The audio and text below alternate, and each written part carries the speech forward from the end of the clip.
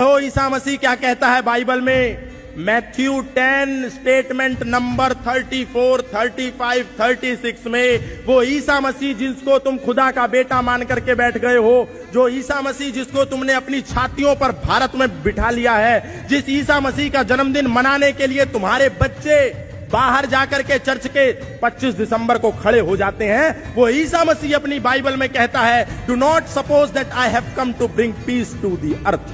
I did not come to bring peace but a sword. I have come to turn a man against his father, a daughter against her mother, a daughter-in-law against her mother-in-law. Man's enemy will be the member of his own household.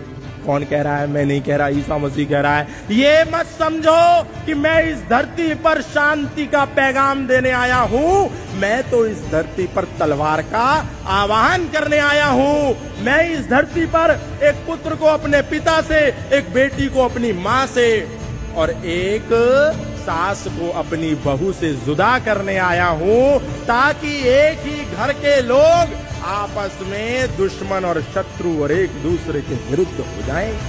कौन कह रहा है? ईसा मसीह कह रहा है, जिसको हम चाव से कहते हैं कोई बात नहीं, ये ईसा को मानने वाले ईसाई तो हमारे भाई हैं, ये ईसाई नहीं है, तुम्हारे गर्दनों के कसाई हैं, इसीलिए इनसे भी सावधान हो जाओ।